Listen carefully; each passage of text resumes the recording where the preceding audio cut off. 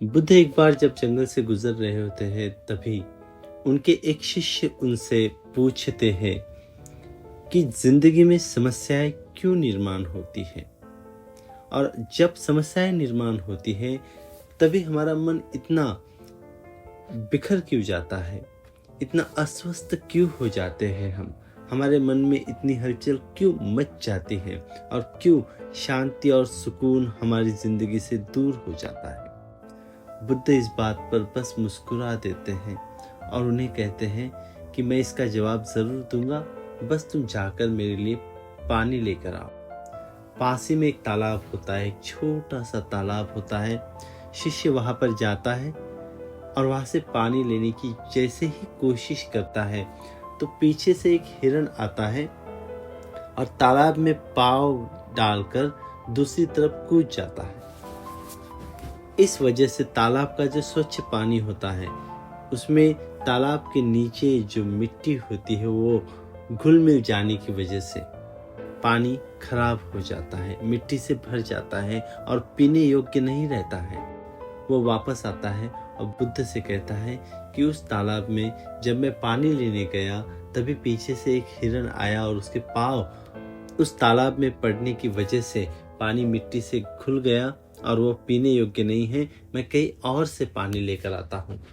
तभी बुद्ध को उस शिष्य ने पूछा हुआ सवाल याद आता है तो बुद्ध उनसे कहते हैं कि तुम किसी और तालाब से नहीं बल्कि उसी तालाब से पानी लेकर आओ, तुम फिर वहीं पर चले जाओ और मेरे लिए पानी लेकर आना।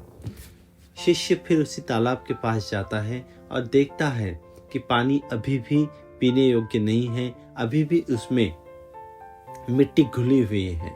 वो फिर से वापस आता है और बुद्ध से कहता है कि पानी अभी भी पीने योग्य नहीं है। बुद्ध उसे फिर कहते हैं कि फिर तुम उसी तालाब के पास जाओ और वहीं से पानी लेकर आओ। तीसरी बार शिष्य उसी तालाब के पास जाता है और पानी लेने की कोशिश करता है, लेकिन फिर उसे दिखाई देता है कि अभी भी पानी पीने योग्य नहीं है, जबकि बहुत सारी जो मिट्टी है वो अब तालाब के नीचे चली गई है।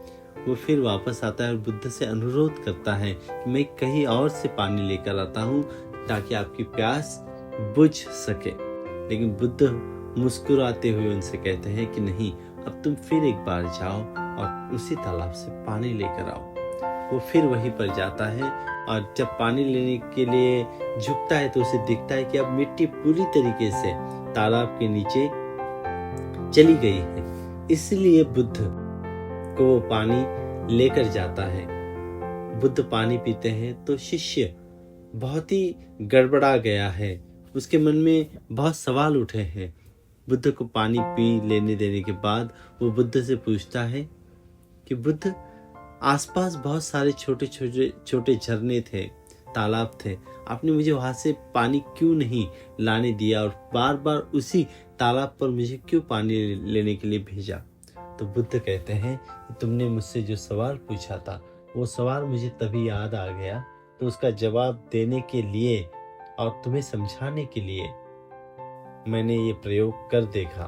तो वो कहता है कि हमारा मन भी किसी तालाब के जैसा ही होता है जिसमें हमारे पूर्व अनुभव की बहुत सारी मिट्टी लगी हुई होती है, और जब हम शांत तरीके से उस पानी की तरह रहते हैं तभी बाहर से कुछ चीजें हिरण के माफिक आकर हमारे मन की मिट्टी को हमारे मन के पानी में घुल मिला देती हैं, और कुछ इस तरीके से हमारा मन मिट्टी से, पुरानी समस्याओं से, पुराने प्रॉब्लम से घिर जाता है।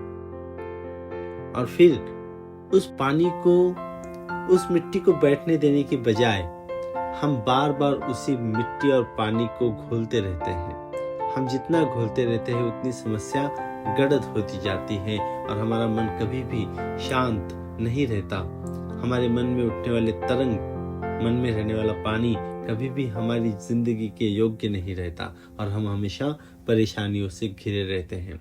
इसीलिए बुद्ध कहते हैं कि जब भी तुम्हारी जिंदगी में कोई समस्या आ जाए तो थोड़ी शांति से उस समस्या की तरफ देखना चाहिए, देखने की क्षमता रखनी चाहिए। ऐसी देखने की क्षमता अगर आपके अंदर होती है तो बड़ी आसानी से आप अपनी समस्या का हल ढूंढ पाते हो और अपने मन को शांत पानी के जैसे रख सकते हो, जो हमेशा तुम्हें जीवनदायी फलदायी साबित हो सकता है।